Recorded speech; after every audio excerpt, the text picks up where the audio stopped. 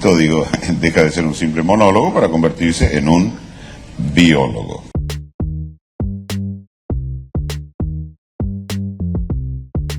Hola, ¿qué tal? Bienvenidos a Biólogo, su podcast de cada semana, donde nos encontramos para debatir, comentar y, si nos da tiempo, analizar algunas de las noticias más importantes de los últimos días. Como siempre, hoy me acompaña mi amigo Sender Escobar. Sender, bienvenido. Hola, Miguel, encantado de estar aquí en este programa, en este espacio de convergencia y de la vez de divergencia que se ha convertido en biólogo. A todas aquellas personas que se han suscrito, le agradecemos. Y bueno, pasemos entonces a la primera instancia de este programa.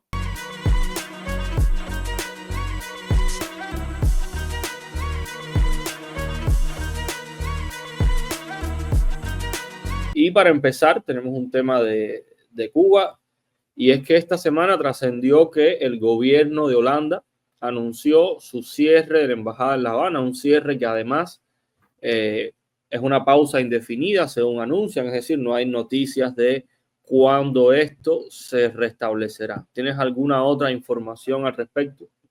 No, creo que la noticia parte y el cierre de un corte de presupuestos que está haciendo el gobierno de Países Bajos, y creo que Cuba forma parte de las 5 sedes diplomáticas que fueron cerradas. Y en este caso la trascendencia, sobre todo, más allá de que creo que es un país muy importante de relevancia en el contexto mundial, como ya sabemos, más allá de su zona rosa y la fama que tiene por el consumo y, bueno, y otro tipo de libertades muy atractivas que corresponde al país de los molinos y los tulipanes. Hay que recordar que la Embajada de Países Bajos era una de las principales auspiciadoras del arte independiente en Cuba, con el sistema de becas y financiamiento que hacía tanto a los movimientos artísticos de tipo musical como cinematográfico, lo cual creo que fue un pulmón bastante importante en el espacio cubano, como ya sabemos, todo supeditado a las instituciones del régimen, y por supuesto esta media alternativa de darle voz y espacio a artistas independientes en Cuba, creo que fue algo muy importante y de relevancia, que por supuesto permitió que se diera a conocer obras de importantes artistas de la nueva generación, sobre todo cineastas en Cuba. Y creo que a partir de este cierre veremos qué sucede, y tal vez pudiera significar, creo que también es una pérdida, o sea, de importancia de lo que se refiere al espacio geográfico de Cuba, al interés de Europa en la isla. Sí, exacto. De hecho, también desde el punto de vista de la política, hay digamos, casi un vacío que puede quedar aquí. ¿Por qué lo digo? Durante años la embajada también ha estado muy presente en el apoyo a espacios, medios independientes cubanos. Hay que recordar solamente el apoyo que dio la embajada de Holanda a la creación de medios como El Toque, es decir, El Toque, bueno, obviamente tiene una dirección muy profesional, un tremendo equipo de periodistas que tenía, no sé ahora cómo estará con los últimos cambios de presupuesto, pero también eso se ha debido al apoyo de la Embajada de Holanda en Cuba. Otros medios también han sido apoyados, la Embajada también hacía actividades, digamos, encuentros entre intelectuales, artistas, sobre todo periodistas independientes de línea, digamos, opositora, crítica, cada cual que se defina como desee, es decir, jugaba un papel activo desde el punto de vista del activismo, en cierta medida la lucha, claro, en los marcos que puede hacer una embajada también, ¿no? Por la democracia, por promover una cultura diferente. En mi caso personal, sostuve varios encuentros con miembros del equipo diplomático de la embajada, ya sea la propia embajadora o que se me olvidó el nombre, el agregado Cultural.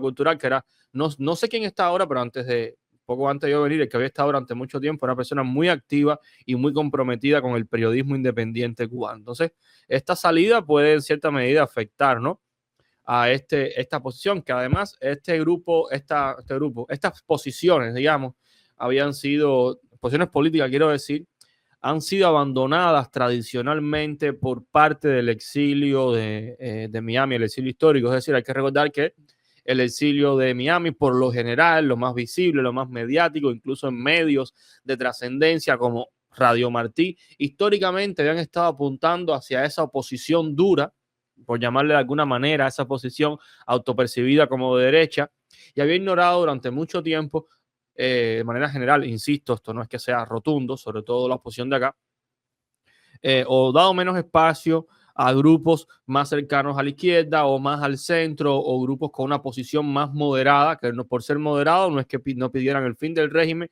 sino de una manera diferente en términos de lenguaje, incluso en términos de análisis. Estas posiciones históricamente han sido abandonadas y grupos como este, o sea, como espacios como la Embajada de Holanda, fueron claves para el ascenso, la promoción de este tipo de espacio. En pocas palabras, figuras como Alina, Bárbara López Hernández, incluso yo que no soy activista, pero que vengo de escribir sobre economía, otros más como Carolina Barrero, no sé, puedo decir muchos nombres, el mismo Romero Negrín, no siempre han sido o hemos sido figuras bien vistas por sectores tradicionales de la oposición, y esta embajada jugó un papel clave para promover todo eso. Esto, por supuesto, no es una confesión, esto lo sabe la inteligencia cubana, esto lo sabe los más radicales y recalcitrantes de, bueno, no sé si son del exilio o no, son infiltrados a la seguridad del Estado. Los sectores más radicales que aparentan ser del exilio también lo tienen claro. Entonces, Sender, para no extendernos, tenemos otras noticias. Te comento además que el primer minuto de este programa se grabó sin micrófono o con el micrófono por allá, así que no sé cómo habrá quedado. Tendremos que repetir al final ese pequeño momento de introducción. Entonces, otra noticia que ha trascendido esta semana, bueno, esta te la voy a dejar a ti, que tú eres el que estás mucho más informado, y es que una ingeniera biomédica cubana desarrolló en España un sensor de bajo costo para diagnósticos médicos. Bueno, Miguel, como podemos ver, esta joven cubana, que si mal no me equivoco, ingeniera biomédica en la Universidad de Navarra, presentó su tesis doctoral con la creación de este sensor que permite detectar moléculas presentes en el cuerpo humano, o sea, que indican enfermedades o alteraciones al organismo, lo cual como cubano me hace sentir muy orgulloso del talento que existe fuera de la isla, que nos siembra también de esperanza, porque el día de mañana todo este conocimiento puede regresar, y una vez regresado, o sea, con toda esta experiencia ganada afuera, creo que el país inclusivo y desarrollado que todos soñamos pueda formarse. Y desde aquí quisiera extender mi felicitación a Melanie, que se encuentra igual que yo por acá, por los predios del Reino Español, en este caso en Navarra, en la Universidad de Navarra, donde desarrolló su investigación. Y creo que esto es algo muy importante, sobre todo es conocido en el marco artístico y cultural, o sea, los grandes logros de artistas, de la plástica, de la música, del arte en general, pero la ciencia creo que a veces ha quedado un poco al margen de todo esto. Y bueno, que se haga eco de esta noticia, tanto los medios en Navarra como, bueno, Diario de Cuba aquí presente, creo que es algo muy importante que debe tener la relevancia merecida, en este caso de Melanie, por su logro. Súbelo, por favor, para que los youtubers la conozcan. Ya, ahí está de nuevo la muchacha con su... No sale el premio, ese premio no es la invención. Sí, yo también me sumo a la felicitación, y bueno, me alegro, ¿no? Que haya, o sea, que los profesionales cubanos sigan estudiando, sigan creando. Me alegro también que haya sido en España, porque si eso hubiese ocurrido aquí, entonces se vuelcan hacia sus redes sociales las personas más activas para ver a qué marcha el 1 de mayo, a qué guardia estudiantil, dónde se hizo una foto de la CUJAE, porque la muchacha es graduada de la CUJAE, según comenta la nota de Diario de Cuba, a ver en qué momento de casualidad se hizo una foto en el pasillo y había detrás un cuadro de Che Guevara, de Fidel Castro, bueno, que son los que suelen poner, o de José Antonio Echeverría incluso, que no era comunista, pero bueno, aquí a todo el mundo se le dice comunista. Así que me alegro que haya sido en España para que no tenga que lidiar con esa brutalidad típica que opera aquí en esta comunidad cubana, que parece la Cuba de 1959, parece una versión exagerada de Memorias del Subdesarrollo. Así que qué bueno por ella, vive el rey, vive España. Y Gibraltar español. Y Gibraltar español. Entonces, tenemos más noticias, Sender, para hoy. Sí, Que tienen que ver también con... algo muy importante que está circulando por las redes, no sé si habrá sido confirmado por algún medio, y es que la exención de visa de los cubanos para Colombia, que en este caso ya, si de ser cierto, creo que vamos a vivir un éxodo 3.0, ahora 4.0 más bien, si contamos el Mariel, los balseros, los volcanes y ahora Colombia, lo cual significaría, creo que tal vez otra manera de aliviar presión a la situación interna que existe en Cuba. En este caso, la oportunidad de Colombia, creo que bueno, la especulación sobre ese tema. Creo que la oportunidad de Colombia para muchos cubanos sería tremendísima, teniendo en cuenta que del cono sur es un país inmenso con un mercado grandísimo, no solamente industrial, sino de turismo, y aparte de su gran extensión geográfica que hace frontera con Brasil, con Ecuador, da paso al Atlántico y al Pacífico. Creo que Colombia para los cubanos pudiera ser tal vez una nueva ruta de escape y de hacer vida, porque más allá de lo que ya conocemos la historia de este país, creo que sí, que sería algo muy importante, o sea, tal vez para los cubanos, para buscar una nueva segunda oportunidad. Sí, exacto. Bueno, tú estabas comentando y yo decía, pero ¿qué estás diciendo? Las posibles salidas, tiene salidas más Caribe, tiene salidas Pacífico, ¿qué es eso? Sí, lo cierto es que, bueno, hasta ahora la información que hay, no, es que esta funcionaria, déjame confirmar por acá, es canciller, ¿no? La canciller de Colombia, exactamente, en un tuit puso que se había iniciado un proceso de conversaciones para liberar de la necesidad de una visa a los cubanos y puesto en contexto, hay que recordar que son precisamente los regímenes aliados del cubano, ya sea el señor... Aquí hago la acotación, Colombia no es un régimen, más allá de sus posiciones tiradas a la izquierda Sí, claro, autoritaria. exactamente. Colombia Colombia todavía es democracia. es una democracia, pero estaba pensando en Rusia específicamente, estaba pensando en Bueno, Colombia, entonces, lo siento, en Nicaragua, o sea que gobiernos aliados al régimen cubano, o en este caso un gobierno democrático, no importa la posición política de Petro, de Colombia es una democracia, abran algún tipo de puerta. Hay que recordar que los cubanos tienen ciertas facilidades para ir a Rusia, la tenían para ir, o la tienen todavía, no me queda claro cómo está la situación para ir a Nicaragua, es decir, son países aliados en última instancia. Y qué bueno que hacen la aclaración, porque justo en este caso lo relevante es que un país democrático pase por esto. Hasta ahora, evidentemente, habían sido países autoritarios, como es el caso de, bueno, yo los ya mencionados, y ahora esto puede durar poco también. ¿Por qué lo digo? Por el tema de si muchos cubanos asumen una posición hacia Colombia, como la que ha habido con la salida a Nicaragua y la ruta de los volcanes, pues puede haber un problema. A lo mejor no, a lo mejor son solo unos pocos y esto queda como una nueva ruta comercial que los cubanos vayan a Colombia a importar. Queda por ver. El caso es que desde el punto de vista migratorio, si ocurre, ¿no? Sería propiamente una salida para las autoridades cubanas en términos de aliviar la presión. Hay que recordar que más allá de que la gente que migra por lo general se queda más feliz, desde el punto de vista del sistema político siempre es un alivio el tema de la migración en cuanto a la inconformidad social se va al país, ya sea el 11 de julio, ya sea después del maleconazo, ya sea en los 80, ya sea en el 66 y todos los pequeños procesos intermedios que no hemos mencionado acá. sí, habría que ver hasta qué punto esto se logra concretar. Y bueno, hay que recordar también que Brasil y Uruguay son países también de acogida a las personas que hacen una travesía suramericana desde Guyana. Entonces, ¿qué sucederá? Ya veremos. Ojalá y se concreta por el bien de los cubanos también, que pudiera significar esto un alivio. Como ya sabemos que muchos se han quedado varados en México, en limbos legales. Y estos países generalmente tienen, creo, una política bastante tolerante con la migración. Recordemos que en Colombia hay millones de venezolanos que han cruzado la frontera común, que hoy en día trabajan, están asentados ahí. Tal vez con los cubanos pudiera suceder algo similar.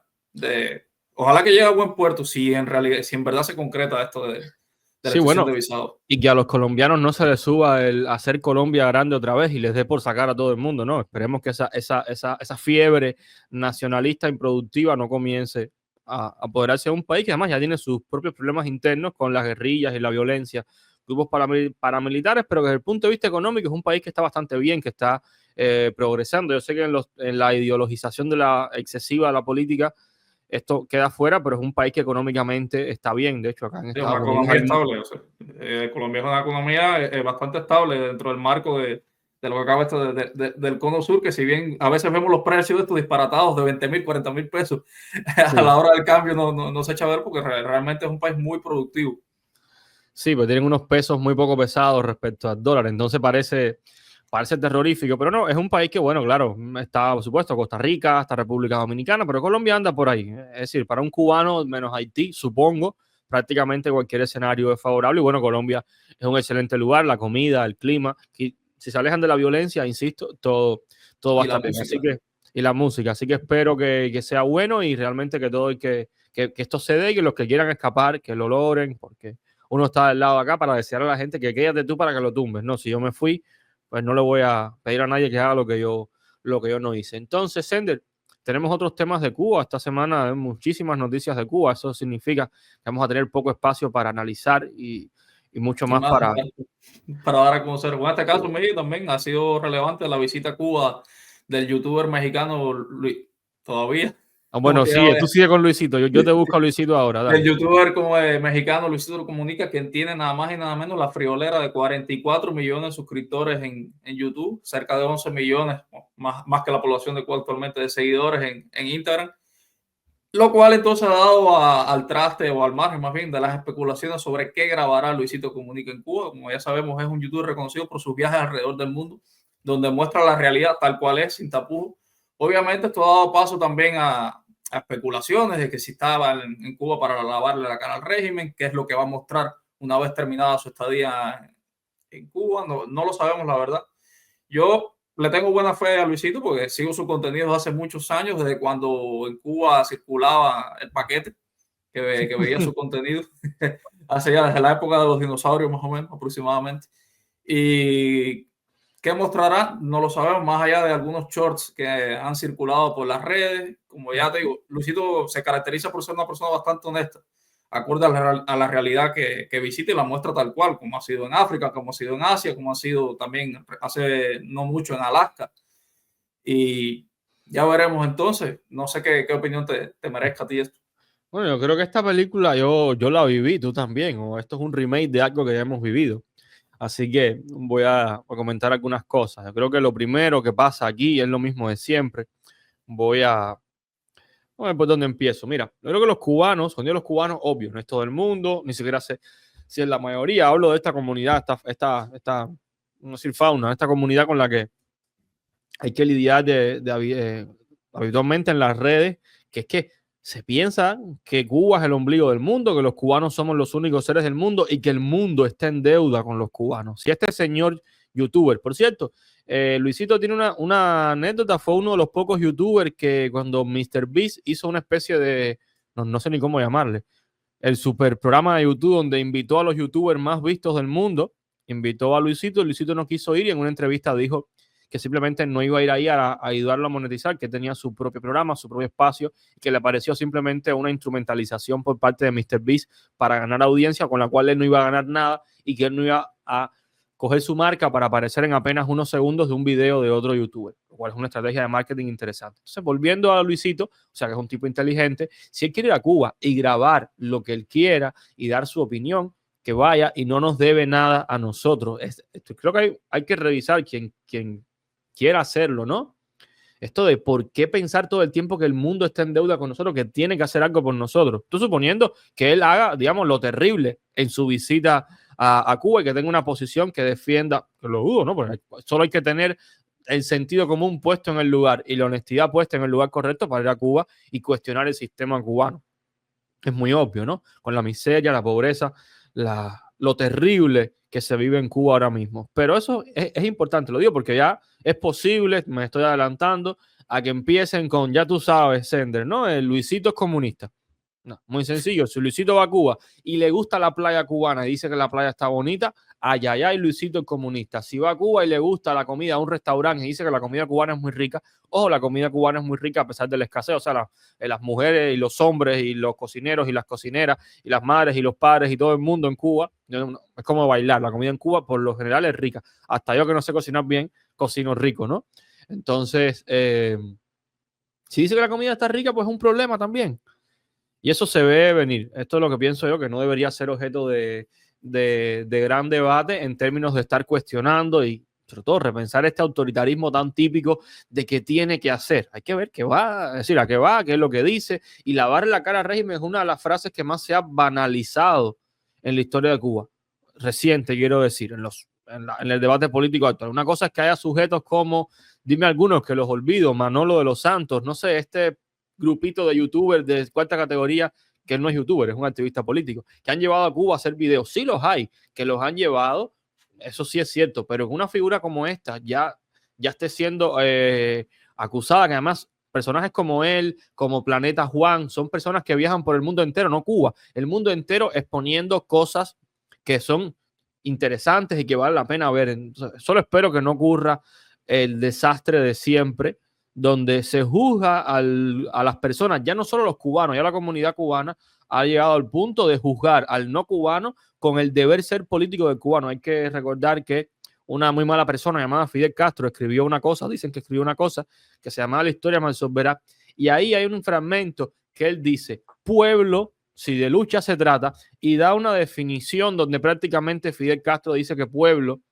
es un soldado que sirve a una causa política. Y aclara que si de lucha se trata, pero que para Fidel Castro todo se trataba de lucha política. Y así parece que se ha quedado en el imaginario de manera inconsciente que pueblo solo es pueblo si de lucha se trata y tiene que ser un soldado. Entonces, de esa manera también le estamos exportando a youtuber, influencer, Ana de Armas y toda persona cubana o no tiene el deber moral de luchar contra la dictadura, y el que no lo haga, pues fuego, ¿no? Eso me parece que deja mucho que desear y dice mucho negativo de nosotros como comunidad, aunque no todos, por supuesto, participemos de esa histeria colectiva. Sí, habría que ver porque es muy fácil hacer prejuicios o sacar conclusiones rápidas a partir de una visita que no sabemos qué es lo que va a sacar ni qué es lo que va a publicar. Por supuesto, a ver, como cubano me alegra que haya elegido Cuba como el destino para sus videos, para su contenido. Creo que si en efecto lo hace con esa intención de denunciar la situación actual de Cuba, creo que sería una voz más de respaldo a lo que acontece, tanto lo social como lo político en nuestro país, lo cual sería bastante relevante porque hablamos de un creador de contenido con 44 millones de seguidores en YouTube, lo cual sería, creo, una voz de impacto porque en esta generación, como ya sabemos, sobre todo los jóvenes escuchan más a este tipo de influencers, creadores de contenido, que a los medios noticiosos tradicionales, lo cual sería un golpe bastante contundente para derribar ese muro de leyenda que todavía tiene el llamado proceso de revolución cubana o el régimen cubano, como todos sabemos hoy en día. Y no queda más nada que estar a la expectativa de lo que pase. Y por supuesto, el margen a las especulaciones creo que ha sido bastante apresurada para decir que se está haciendo esto, se está haciendo lo otro, porque eso es muy típico también de la idiosincrasia cubana, de adelantarse a las circunstancias, y creo que por eso a veces hemos pecado muchas veces, tanto en nuestras vidas propias como colectivo. No, sí, que vaya, que grabe y que diga. De todos modos, si por casualidad, insisto, dudo que una persona como él termine haciendo una apología, pero si se le va algo, o sea, las cosas típicas, pues nada, se le fue, y si alguien quiere, porque además es válido reclamarle, se le puede escribir, se le puede hablar con respeto, tú sabes, oye, te espero a las 4:30, ¿no? Que este comportamiento de las redes con quien no dice lo que uno quiere, que insisto, todos nos podemos molestar. Yo estoy cuestionando sobre todo la forma, la posición y el ataque gratuito que muchas veces ocurre. Por supuesto, yo estoy hablando en el caso de que ocurra, que además la probabilidad de que ocurra es bastante alta. Todo depende de que ciertos youtubers la cojan con señor, con Luisito, solamente por algún tipo de comentario que no guste, que además el puritanismo ideológico con que se opera desde la oposición cubana a veces es preocupante porque termina por asustar a personas que todavía no han terminado de definirse ideológicamente. Eso es un fenómeno sobre el cual habrá que comentar más adelante. Y Sender, la noticia que yo tenía, que estaba casi puesta en el tintero, pero bueno, hubo un cambio y me parece bien, que es la que viene ahora, es el tema de que esta semana, de hecho esta semana no, hoy prácticamente ocurrió o se dio a conocer que la ley, como diría Humberto Hersh-Burton, sabes que todo depende de quién es el presentador de noticiero cubano que lo dice, la ley Hersh-Burton, a través de un tribunal en Miami se emitió una orden a Expedia de pagar 29.8, casi 30 millones de dólares a un cubano americano por una demanda asociada a callos cubanos. Es, en pocas palabras, esta agencia turística, que imagino que muchos la conocerán, estaba promoviendo unos hoteles en unas instalaciones en algún callo, si mal no recuerdo, Cayo Coco. Y esas tierras son reclamadas por un cubano llamado Mario Echeverría. Y bueno, aquí está el monto a pagar, y esto por supuesto es un tema muy delicado desde el punto de vista político, porque pone sobre la mesa el tema de litigios que fueron de hace muchos años, pero que todavía están vigentes y que significan una herida económica, política, que sigue abierta dentro de la comunidad cubana, la más afectada por el proceso revolucionario, que fue prácticamente la que perdió sus propiedades, sus empresas, aunque muchos han seguido su vida, se han enriquecido mucho más porque eran, sobre todo, buenos empresarios, ¿no? Pero queda ahí algo y es el robo, ¿no? Que no importa cuándo ocurrió ese robo.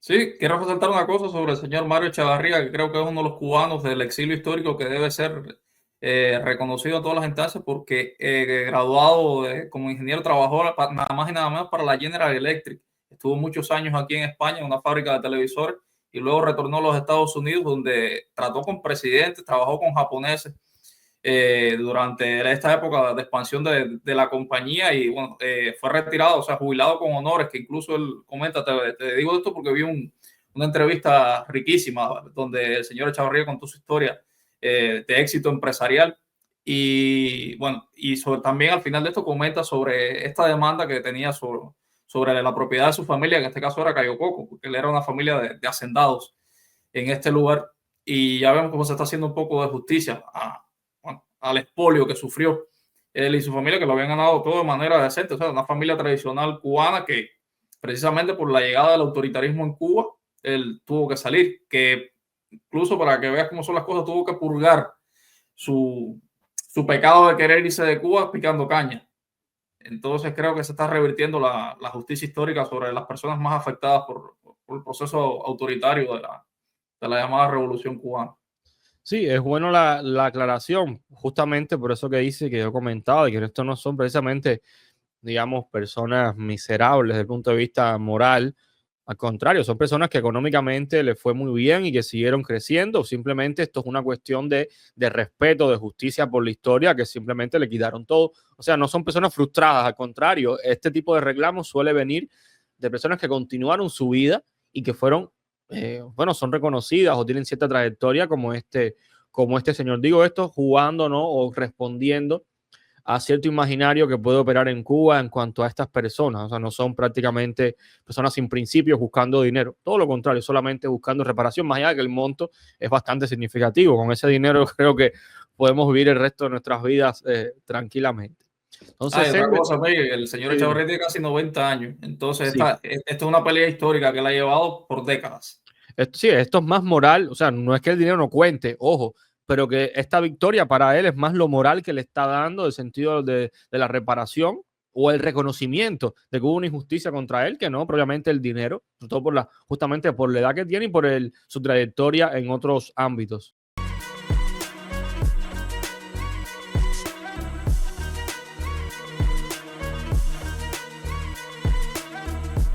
Entonces, Sender, llegó el momento, si mal no recuerdo, de pasar a temas culturales, y es que esta semana es una semana, o sea, fue una semana triste, así que te dejo tu momento del tema cultural. Bueno, sí, Miguel, creo que es importante hacer el paréntesis en esta instancia y no voy a referirme al cine como tradicionalmente lo he hecho porque todavía me estoy leyendo It de Stephen King.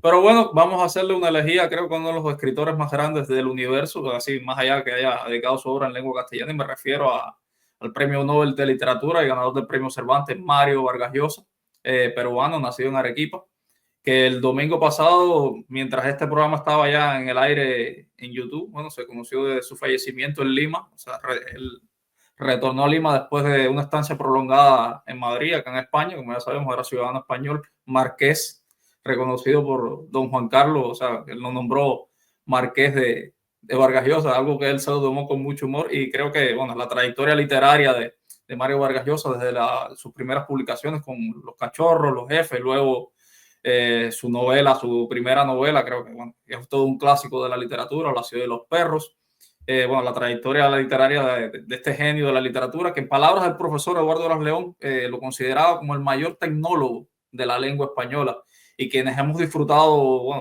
su manera de escribir, su increíble talento para narrar, lo podemos también considerar de esta manera. Creo que, bueno, no lo mencionaría como una pérdida, porque, bueno, es una ley natural que se cumple en los seres humanos, por supuesto, más allá de tomarla con tristeza, la noticia de la partida de un gigante.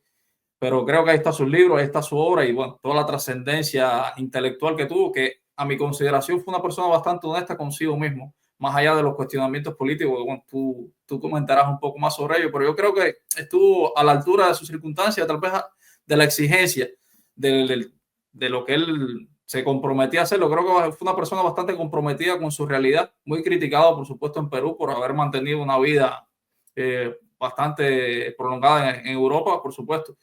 Creo que esto molestó un poco en el sentido de ser una persona del mundo conocedora, o sea, que era totalmente un erudito, no solamente en la cuestión literaria, sino su cosmovisión del mundo, al haber viajado tanto, al conocer idiomas y relacionarse con intelectuales y con políticos. Eso, por supuesto, que levanta ronchas a los enemigos al tener un rival, creo que con una altura moral e intelectual muy difícil de hacerle frente. Y creo que Mario Vargas Llosa lo fue en toda su contundencia de genio literario.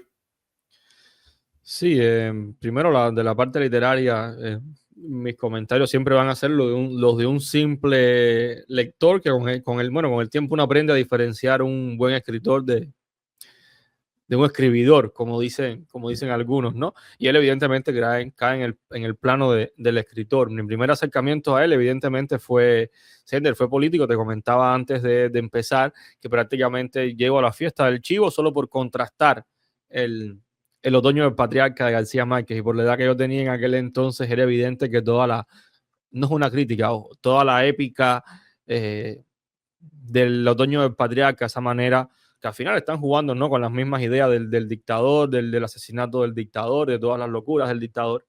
En última instancia me parecía mucho más épico. Después uno con el tiempo aprende a apreciar la literatura precisa, por así decirlo. Ojo, no es una crítica a García Márquez, que me sigue gustando mucho, pero bueno, son dos modelos diferentes.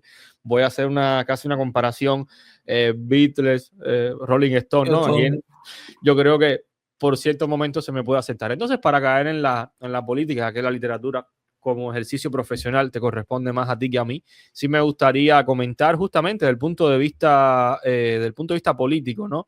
Y es que la figura de Vargas Llosa, y hago una pequeña pausa solamente para poner el video. Todavía no puedo hacer las dos cosas a la vez, esto es un segundito nada más.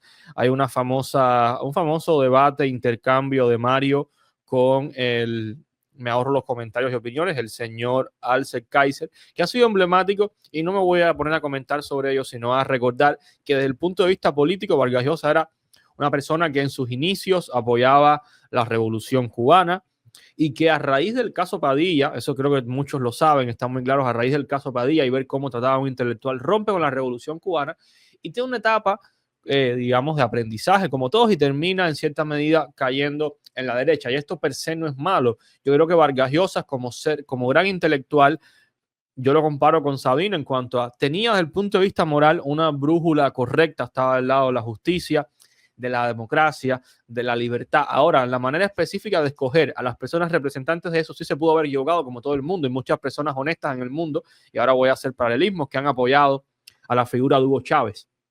Ha habido muchas personas honestas que han apoyado a la figura de Fidel Castro. Algunos, por supuesto, terminan por aprender, otros se quedan en el lugar. Yo creo que lo que distingue a Vargas Llosa no es esas malas elecciones que hizo desde el punto de vista político, las cuales las hemos hecho todos. Hay que recordar que incluso apoyó a la hija de Fujimori, que es algo normal. Figuras como también Jaime Bailey la apoyó y después reconoció que había dado el apoyo equivocado. Yo creo que la diferencia entre él y muchas personas, y abro todo esto para decir que es normal equivocarse, es que él tenía la capacidad de tener una brújula moral correcta, y si llegaba al punto del error, reconocerlo. Yo creo que si hubiese vivido más, hubiese terminado prácticamente por decir, bueno, aquí me equivoqué, aquí también, porque es lo que fue demostrando toda su vida. Hay que recordar que un hombre como él, de ese intelecto, en cierta medida le puede ser dificultoso entender un mundo tan complicado como es, y sucio. Digo sucio porque en la política hay mucho de negativo y de agendas ocultas. Yo creo que en cierta medida es incompatible esa genialidad creativa con comprender al mismo tiempo toda la maldad que opera en el mundo interno de la política real. Esto no es una crítica a Vargas Llosa, prácticamente es una justificación. Es un fenómeno que se ve mucho en estos genios de la literatura o del arte en general, y es que al trasladar su sistema de valores a un mundo que es totalmente impredecible, mucho más oscuro, cometen ciertos errores. Y creo que no se le puede juzgar por haber apoyado a una Fujimori en vez de a un ¿cómo se llama el otro señor? Pedro Castillo. Pedro Castillo, que al final terminó siendo un problema también. O sea, tampoco es que era muy fácil elegir. Yo creo que no se le puede juzgar por sus elecciones, sino por sus posiciones morales. Y el mejor ejemplo es esta entrevista, comentario de con Alcer Kaiser, que se hace muy famoso, porque Vargas Llosa deja una pauta diciendo que no hay dictaduras buenas ni dictaduras malas, simplemente hay dictaduras y que el precio que dejan dictaduras como la de Pinochet con cierto beneficio económico, o sea, es preferible para muchos haber vivido en la dictadura de Pinochet que en la de Maduro, es un precio tan alto que no vale la pena luchar contra él. Y en esta entrevista hay un fragmento que no se ha hecho tan popular, que él resalta que la lucha por la democracia siempre es una lucha de minorías. Los que luchamos por la democracia siempre somos una minoría que quiere que las mayorías participen de un proceso. O sea, que las mayorías suelen querer el autoritarismo porque es más fácil y que es tarea de una minoría siempre promover la democracia. Así que solamente por eso, desde el punto de vista político, Vargas Llosa vale tanto, con independencia de todo su proceso humano lindo e histórico de ir variando en posiciones, en apoyos, porque eso es lo justo. Significaba que era un tipo honesto y que se iba posicionando en función de lo que él iba creyendo que era lo justo y lo correcto. Sí, creo que sobre todo lo definía la honestidad intelectual de estar en contra de cualquier tipo de autoritarismo. O sea, sus altercados con Octavio Paz así lo manifestaron en una conferencia que tuvo en México. O sea, sus discusiones sobre los logros sociales obtenidos en el siglo XX, una discusión que hubo con varios intelectuales españoles y latinoamericanos, así lo manifestó. Y como autor, bueno, además está decirlo, o sea, es el tipo de personas que podemos decir que sus libros lo superarán y son infinitos, la verdad. Quiero confesarte que yo me leí La fiesta del chivo cuando estaba, si no mal no me equivoco, en tercer año de universidad. Fue mi primer acercamiento como tal a Vargas Llosa y quedé deslumbrado por su manera de escribir, sobre todo el ambiente dominicano de este país. Bueno, que Rafael Leonidas Trujillo, el sátrapa, era el dueño prácticamente de este país, administrado como una finca, que obviamente uno siempre lo trae el paralelismo cubano de lo que significa cualquier tipo de régimen autoritario. Y me sorprendió sobre todo cómo logra la intimidad de Trujillo, tanto desde lo psicológico de sus pensamientos como el círculo íntimo que tenía alrededor el Chapitas Trujillo. Y creo que esta novela de dictador, tirada sobre todo volcada al corte histórico, creo que es una manera de comprender una época, un contexto, bueno, de revoluciones, de procesos que, bueno, fueron muy relevantes en su momento. Y cuando llegué aquí a Orense, el primer libro que fui a buscar fue Conversación en la Catedral, que, bueno, ha pasado a la historia como una de las mayores complicaciones literarias que tuvo el propio Vargas Llosa, que incluso él ha confesado, dice que si tuviera que salvar una novela del fuego, escogería esa, Conversación en la Catedral. Y yo hago la analogía que, bueno, creo que Vargas Llosa escribió este libro como se dirige a una orquesta sinfónica, o sea, por la multiplicidad de voces, por la ambición estética que tiene al componerlo, como un gran rompecabezas, que a la hora de leerlo tiene que estar bastante preciso y centrado, porque te entran voces disímiles en un mismo párrafo, donde ocurren 5 escenas diferentes, en 5 momentos diferentes.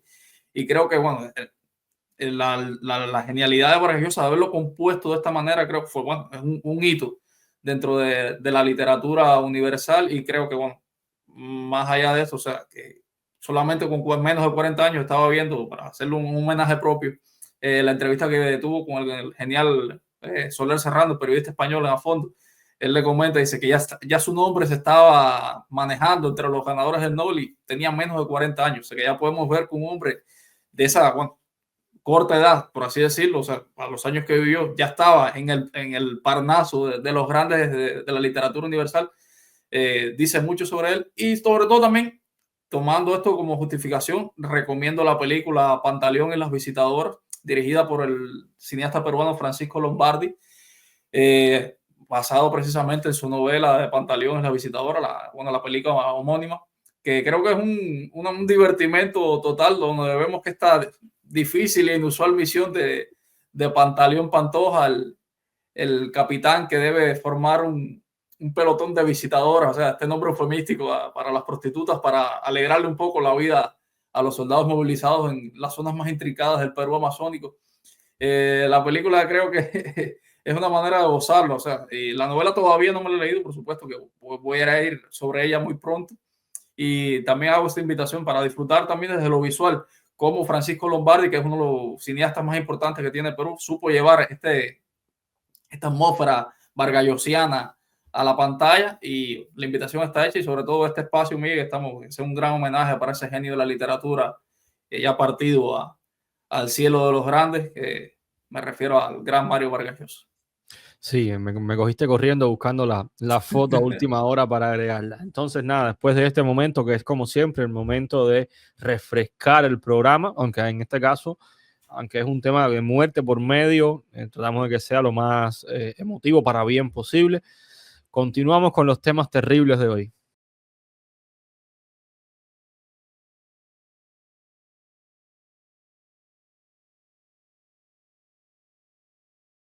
Sender, estamos de vuelta con los temas terribles de la semana. Creo que hay que rebautizar la sección. Y es que, por supuesto, no deja de ser noticia, al menos en Estados Unidos, porque Estados Unidos es el epicentro del mundo. Es que aunque los chinos son los que más producen cositas y el mundo depende tanto de los chinos, son la gran factoría y fábrica del mundo. Y lo cierto es que Estados Unidos todavía, cuando pasa algo aquí, pasa por todos los lugares. Y el tema migratorio, el tema de la política, el tema de la institucionalidad, preocupa también por una visión económica, porque parte de la solidez y la confianza del mundo en Estados Unidos tiene que ver con este amplio respeto a las instituciones y a la democracia, aunque son ciertas algunas historias, horror y misterio que circulan por ahí y algunas películas sobre cómo funciona Estados Unidos. Lo cierto es que es un país con una democracia muy sólida a pesar de todas las excepciones.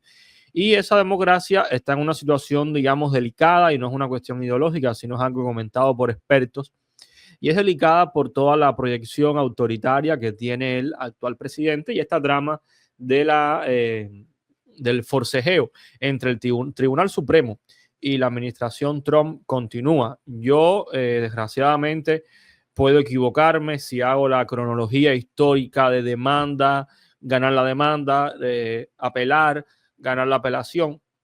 Pero lo cierto es que la administración Trump se ha mostrado, específicamente Trump, se ha mostrado muy molesto con la proyección de los tribunales, sobre todo del Tribunal Supremo.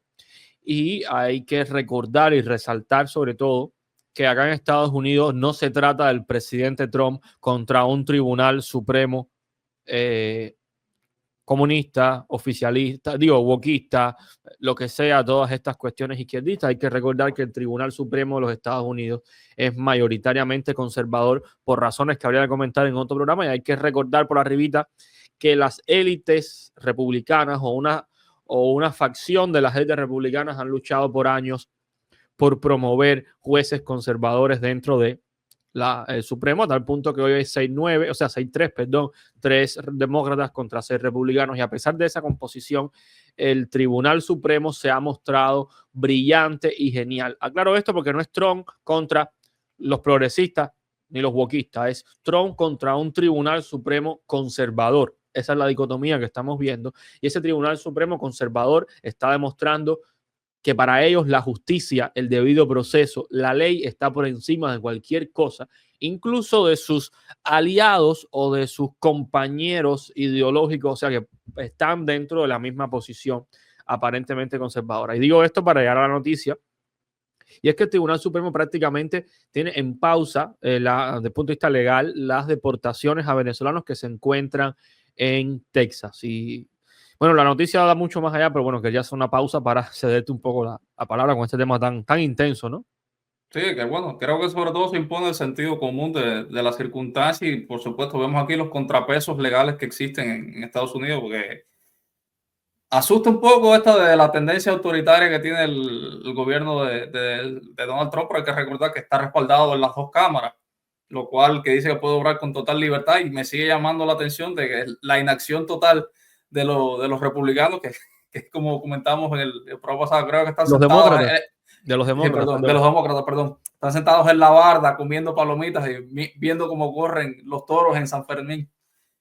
Y bueno, esta noticia manifiesta una vez más que, o sea, que no es que esté totalmente a su favor todos los poderes legislativos, bueno, y en este caso judicial, que existe en los Estados Unidos, o sea, que hay cosas que superan y limitan también su capacidad de poder y decisión en los Estados Unidos, o sea, la primera potencia mundial en este caso, ambientada en todo este contexto de subida de aranceles, de expulsiones masivas como están sucediendo en estos tiempos, y creo que bueno, esta llamativa decisión, que hay que recordar que los miembros de la Corte Suprema de los Estados Unidos son vitalicios, que una vez que te ponen ahí o bien renuncias o pasas al otro lado del servidor. Entonces creo que es bastante llamativo de que creo que más allá de una posición política se haya impuesto el sentido común y la verdadera justicia en su balanza, que debe ser imparcial. Sí, exacto. Mira, acá, por supuesto, está el tema de la legalidad, ¿no? Y hay algo que hay que dejar claro, y es que a pesar de las decisiones de judiciales, o sea, a nivel de cortes, o sea, a nivel, o sea, más abajo, ¿no? Quiero decir, o a nivel del Tribunal Supremo, el caso es que la administración Trump se ha mostrado, la palabra desacato es un poco complicada desde el punto de vista jurídico, cae en un plano técnico, pero se ha mostrado como mínimo bastante irreverente, prácticamente desconociendo las decisiones de los tribunales. Esto es algo muy delicado, eso es por un lado.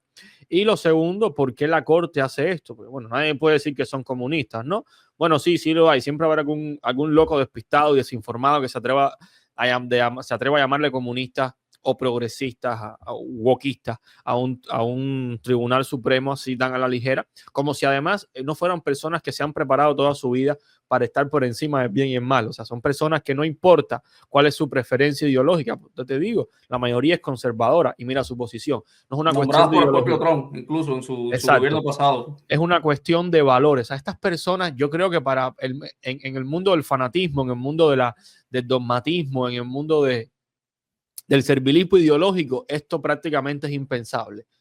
Prácticamente es impensable que exista personas que pues estén por encima de sus propias preferencias ideológicas, que para ellos lo más grande no sea lo que ellos quieren, sino el sentido de la justicia, el sentido de lo legal. Y esta corte, mayoritariamente conservadora, considera que esta ley, este llamado de Trump, a esta invocación de Trump, ese llamado, invocación a una ley de finales del siglo XVIII, principios del XIX, de invasores extranjeros, es simplemente descabellada, porque esa ley se invocó a partir de utilizar una narrativa que los hechos han demostrado que no era tal cosa. Es decir, existe en Estados Unidos un tren de Aragua, obviamente, pero no tiene la magnitud que se le ha querido dar. De hecho, no existe un registro ampliamente documentado que valide la posición exagerada que ha tenido la administración contra el tren de Aragua. Era una narrativa más que un hecho. Insisto, es un problema el tren, pero no un problema no me atrevo a decir ni siquiera que no es seguridad nacional.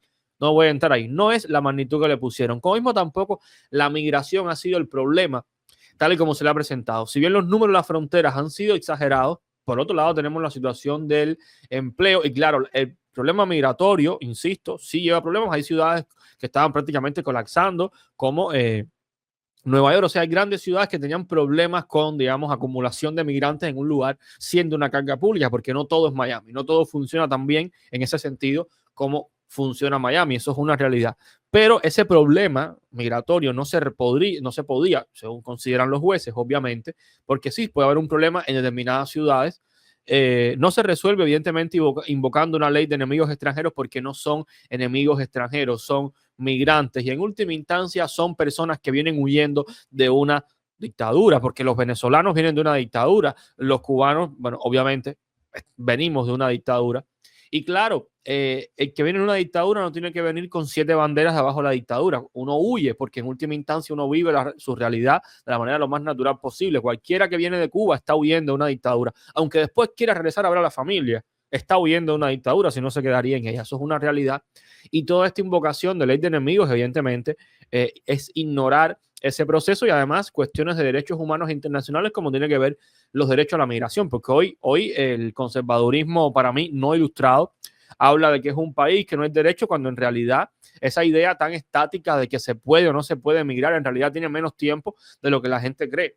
Hace 50 años o quizás 60 había mucha más movilidad desde el punto de vista legal, que ahora hay que recordar los españoles yendo para Cuba, la disponibilidad que había de Cuba a Estados Unidos en otra época. Es decir, esta idea de que uno no se puede mover es mucho más estática, mucho más reciente de lo que parece. Digo esto porque a veces se apela a que es un país y un país sea así, por supuesto, desde el punto de vista legal se puede hacer lo que quiera, pero esto evidentemente está creando un caos, está creando problemas también de gastos. Hay que recordar que el gasto público no se ha reducido y que todo este proceso represivo también tiene costos. O sea, el primer trimestre del año de la administración Trump, mejor dicho, el gasto público no se ha reducido. aumentado. Puede estar también estrechamente relacionado con aumentar el presupuesto para este tipo de actividades, más cuando se quiere dar, Trump anunció que iba a dar casi que pasaje y un dinerito extra, ¿no? Para los que se autodeportaran. O sea que esto tiene un costo y segundo, desde el punto de vista legal, es un disparate. No lo digo yo, lo dice la Corte, aunque no use esa palabra, invocar a esta ley. Sí, creo que bajo este tipo de justificación es algo, creo, ido totalmente de contexto, porque el pensamiento político que tenía en 1797, si mal no me equivoco, esta ley, creo que es el gobierno de George Washington, si mal no recuerdo, o algo así, o sea, de los primeros presidentes de los Estados Unidos, creo que es totalmente contexto, como sea, sería como aplicar las mismas leyes proteccionistas que se usaban en el siglo XIX como ahora, o sea, el mundo ha cambiado totalmente en sentido social, político, moral, para invocar este tipo de cosas que casi me recuerda un poco a esto de quemen a la bruja sin ningún tipo de prueba. Exactamente. Entonces, esa es la realidad, Sender, y yo creo que había que comentarla también, ¿no? Porque estos temas hay que seguirlo más allá de que ha habido muchas más noticias que además yo le pierdo el hilo, o sea, yo me informo con esto, pero la cronología me supera porque es un adelante y hacia atrás, me refiero en términos generales, ¿no? Se hace una demanda, se aprueba, pero hay otro tema migratorio que puede ser importante y es que esta semana también trascendió a nivel de redes sociales, por acá voy a compartir el enlace, y esto es algo delicado y también lo traigo para darle continuidad a un tema. Continuidad es una palabra muy extraña. Seguir en este tema que abordamos la semana anterior, y es que se hizo pública en redes sociales una carta de Marco Rubio en su etapa de representante, congresista, pidiendo, bueno, creo que es esa etapa, ahora hasta yo me confundo, donde pide que se haga la suspensión del TPS de los venezolanos. Y digo esto porque la semana pasada estuvimos hablando acá de la posible traición de los representantes cubanos a la comunidad latina. Bueno, la comunidad cubana, la comunidad latina en el contexto cubano es tan egoísta desde el punto de vista de la posición. Es una utopía hablar de eso, pero al menos con la comunidad cubana, aunque en este caso es con la comunidad latina en general. Y esto viene a reforzar al menos la idea que yo traía la semana pasada, y es que estos congresistas han tenido una política de abandono, y en este caso contraria explícitamente, porque esta posición del señor Rubio es contraria desde el punto de vista de la posición, es clara, en que hay que retirar el TPS de los venezolanos. Es decir, el tema continúa siendo la cuestión migratoria, y al parecer sí hay una clara traición en un sentido no legal, pero sí desde el punto de vista moral y desde el punto de vista de los compromisos. Y yo creo que en última instancia el debate de fondo es hasta qué punto es negativa la migración en este país, por un lado, y segundo es hasta qué punto hay que sacar a los que ya están, porque es evidente que el país puede colapsar. Hay una realidad, si se abre infinitamente y se llena de gente, y la gente que viene crece más rápido el volumen de gente que el volumen de empleo capaz de generar la economía. Por ejemplo, en caso de ciudades como Nueva York, quizás una buena política de empleo expansiva hubiese resuelto rápidamente el problema, porque la gran situación con el migrante desde el punto de vista económico es que llegue y no encuentre trabajo y se convierte en una carga pública, ya sea desde el punto de vista formal de darle dinero, o desde el punto de vista, vamos a decir, del ecosistema, que se convierte en un homeless, en un mendigo en las calles. Pero incluso si preso, incluso si lo llevas preso, incluso si llevas preso, el Estado está gastando dinero contigo y tú no eres su problema. Un delincuente, o sea, algún tipo de carga en alguna medida. Ahora, si la persona llega y encuentra trabajo y empieza a pagar su renta, un efficiency, un apartamento, una casa, lo que quiera, pues ya no hay ningún problema. Por supuesto que hay una relación entre disponibilidad de fuerza de trabajo y disponibilidad de empleo en el mercado laboral, e incluso cómo se redistribuye nacionalmente eso. Evidentemente hay un problema económico o una dimensión económica del asunto, pero quitando eso no hay nada. Entonces, o sea, eso es lo primero a tener en cuenta, lo útil, ¿no? Lo utilitario en esta cuestión. Y lo segundo es hasta qué punto hay que sacar a todos los que están, porque ya esta posición no está en cerrar la frontera, que era algo en lo que, digamos, Estados Unidos, la población, tiene cierto consenso. Parece claro que la frontera, era como la canción, no aguanta más. Ok, vamos a parar la frontera porque ha entrado bastante gente. No gente que sobra, suficiente gente para abastecer nuestro mercado laboral, sobre todo de empleos duros. Ahora, hay que sacar también a los que están, y es lo que es aún más preocupante, y es lo que demuestra la ideologización y, desde mi punto de vista, fanatismo, en última instancia, atrás de todo esto, lo que es discriminación con el que llega. ¿Por qué digo esto? al ciudadano americano o al americano o incluso al latino ya americanizado. No, al latino que está aquí, que no es ciudadano, pero ya se cree americano.